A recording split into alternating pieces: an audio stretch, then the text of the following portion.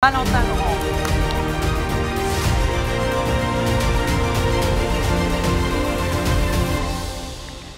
Bonsoir à tous. Alors Valentin, on va vous présenter. Vous êtes infirmier libéral, vous avez plusieurs casquettes associatives. Vous vous battez aussi pour l'accès aux soins et la qualité des soins dans la Bresse.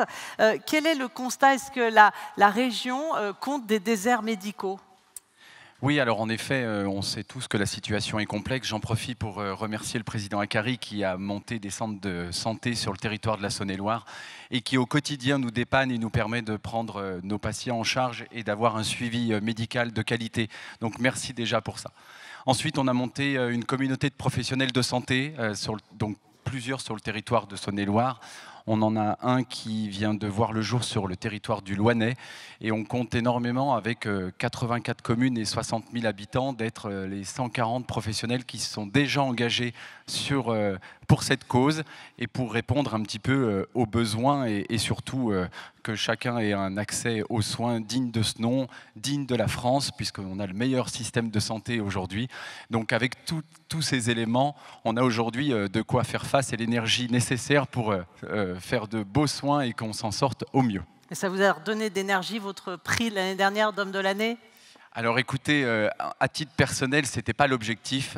Par contre, j'avais défendu les victimes de violences faites aux femmes et aux enfants.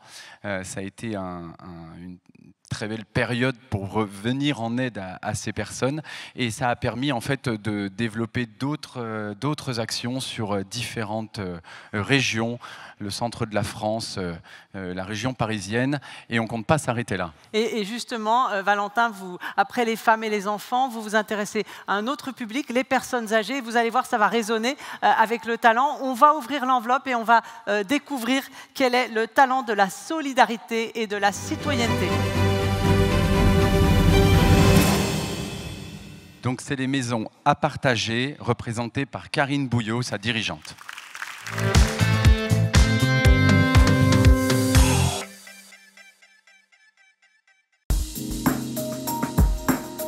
Suite au décès de ma grand-mère, j'ai racheté la maison familiale. Je ne savais pas trop quoi en faire au départ et j'ai fini par avoir l'idée de faire de la colocation pour seniors. Chacun a sa propre chambre avec salle de bain. À la base, moi je meuble avec un lit, un fauteuil, releveur, une télé. Et après, chaque personne apporte ses meubles, ses draps, ses cadres pour être chez elle. C'est destiné aux seniors qui sont autonomes. C'est aussi destiné aux personnes qui veulent rompre avec la solitude. Elles ne sont jamais seules. Elles se sentent plus en sécurité. Ça leur apporte aussi beaucoup de bien-être, une alimentation équilibrée. J'ai 6 locataires actuellement, donc les prochaines perspectives, ce serait de remplir la maison, d'avoir 10 locataires à temps plein tout le temps. Bonsoir Madame Bouillot. Bonsoir. Alors vous êtes ce soir le talent de la solidarité et de la citoyenneté avec votre projet Maison à partager qui prend place dans la maison familiale, une grande bâtisse de 10 chambres. Alors le projet est récent, 2022, 2023. Mais il met en valeur 2023, pardon. Oui, vous avez commencé à le travailler bien avant, mais il met en valeur ce bâtiment qui date de 1870.